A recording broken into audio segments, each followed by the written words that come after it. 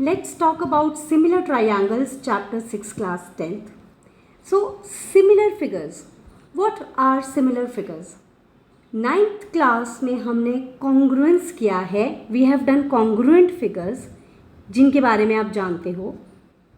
Congruent figures are those which are exactly same. They are same in shape and size. Right? They are same in shape and size. They superimpose upon each other. Okay? Now, what is the difference between congruence and similar? Similar figures are those which are same in shape. Same in shape. They are not same in size, but they are proportional in size. Same नहीं होती हैं लेकिन proportional होती हैं size में. What it actually means, proportional in size का मतलब है कि अगर जिस रेशो में एक साइड किसी चीज़ की इंक्रीज होती है, उसी रेशो में दूसरी साइड उस चीज़ की इंक्रीज होती है. इसके एग्जाम्पल के लिए अगर मैं बेस्ट बात करूं तो सिमिलर फिगर्स, जैसे suppose this is a square. Now if I want, इसका मुझे अगर शेप चेंज करना है, राइट, अगर मैं इसे छोटा करती हूँ तो आप देख सकते हैं इसकी पूरी हर तरफ से ये छोटा हो रहा है. ऐसा नहीं हो रहा कि सिर्फ फेस छोटा हो रहा है या सिर्फ राइटिंग पोर्शन छोटा हो रहा है.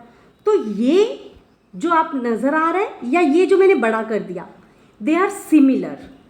It's a square, so I can say all squares are similar.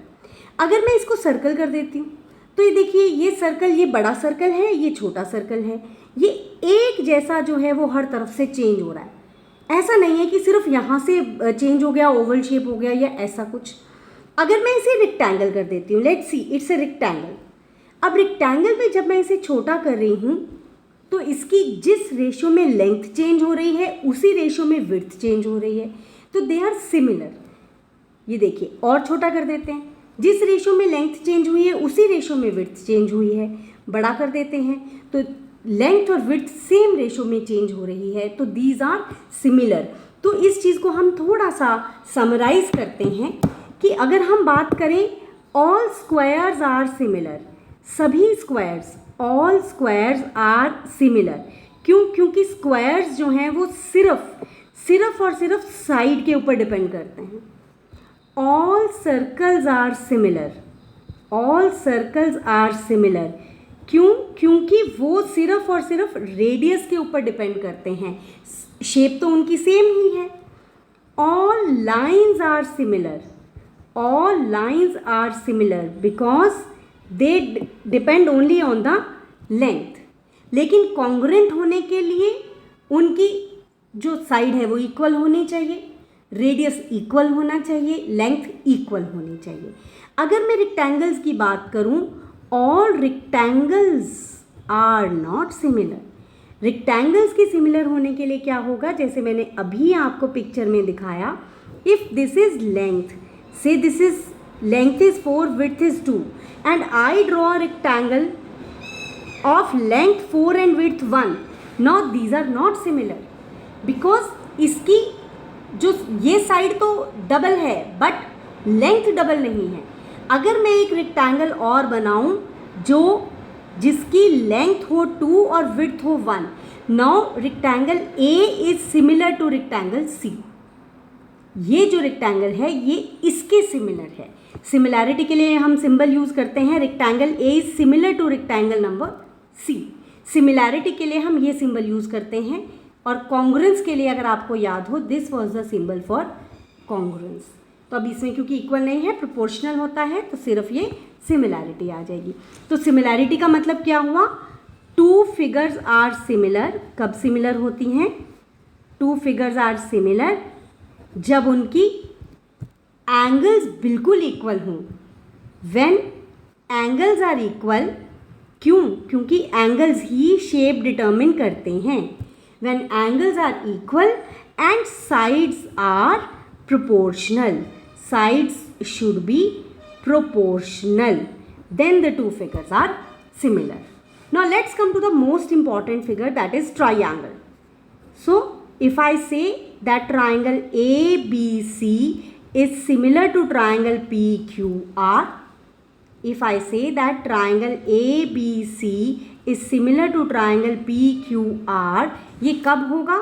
जब एंगल A एंगल P के इक्वल होगा, एंगल B एंगल Q के इक्वल होगा और एंगल C एंगल R के इक्वल होगा. All the angles are equal और side सारी प्रोपोर्शनल होनी चाहिए. प्रोपोर्शनल यानी कि AB और PQ की जो रेशो है वही रेशो BC और QR की होनी चाहिए और वही रेशो AC और PR की होनी चाहिए. इसके बारे में हम और डिटेल में करेंगे जब मैं आपको थर्ड वर्कशीट करवाऊंगी. और इसी से जुड़ती हुई बात है, क्या मैं कह सकती हूँ all equilateral triangles are similar? All equilateral triangles are similar. Can I say that? Yes, because it is dependent only on the side. Angles तो 60 डिग्री के फिक्स हैं. ठीक. So this is about similarity.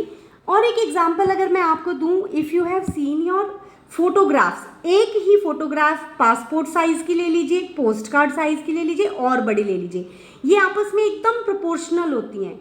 ऐसा नहीं होता कि passport size photo को हम बड़ा कर दें तो नाक तो उतना ही रह जाए, बाकी सारी फ़ोटो बड़ी हो जाए. तो आप सोच सकते हो कि वो फ़ोटो का क्या हाल होगा.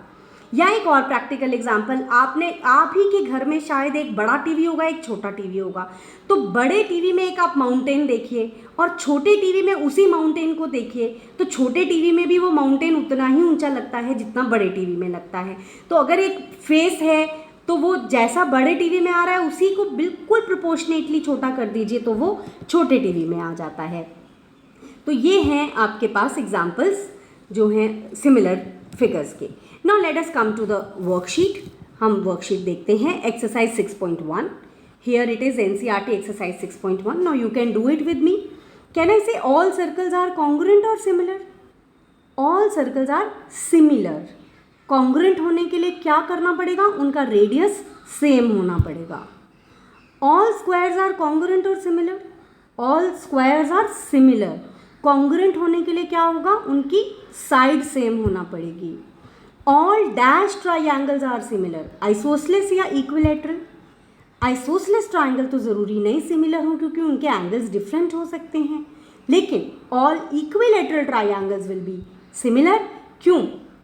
क्योंकि उनके एंगल्स तो 60 डिग्री फिक्स्ड हैं और साइड अगर एक ट्राइंगल की 6 है और दूसरे की भी तीनों साइड्स मान लीजिए आप 3 ले रहे हैं, तो अगर एक साइड की रेशो जो 6/3 अगर 2 है तो दूसरी की भी 6/3 होगी, तीसरी की भी 6/3 होगी.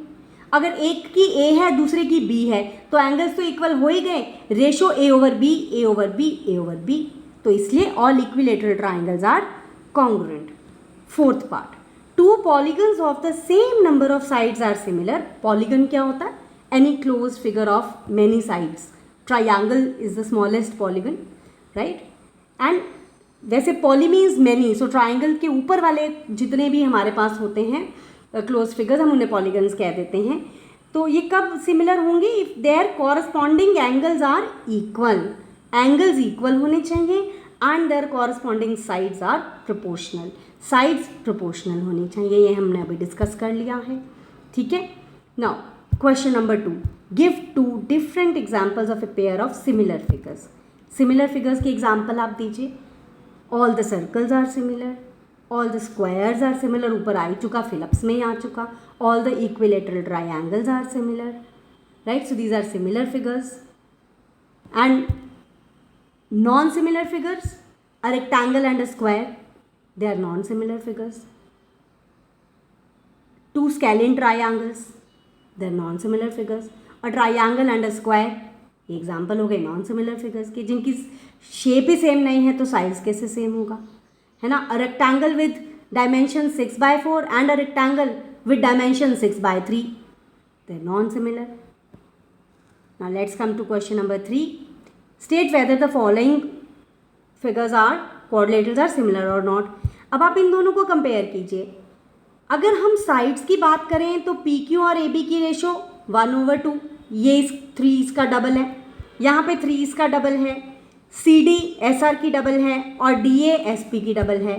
तो साइड्स आर प्रोपोर्शनल वाली कंडीशन तो ओके है, लेकिन एंगल्स आर नॉट इक्वल। ये एंगल A है, ये एंगल P है। तो आप सोचिए अगर आप इसे जूम करके देखोगे तो क्या वो एग्जैक्टली इसके जैसी बन सकती है? सीधा सा आसान तरीका ये है अगर डिजिटल लैंग्वेज में समझाऊँ तो, these are not similar. I hope this worksheet is clear to all of you. Basics are very important to be done.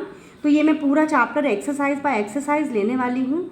आप बहुत आराम से मेरे साथ साथ इसे कीजिए and please keep your copy and pen always with you once you are doing the videos and आप रिवाइज करते जाइए। आई एम श्योर आपको बिल्कुल अंडरस्टैंडिंग अच्छे से हो जाएगी। Please do not forget to like the video and comment please ज़रूर कीजिए अगर आपको समझ आ रहा है तो, या आपको अगर कोई प्रॉब्लम आ रही है वो भी मुझे कमेंट कीजिए। That will help me to make a better video. So see you in the next worksheet.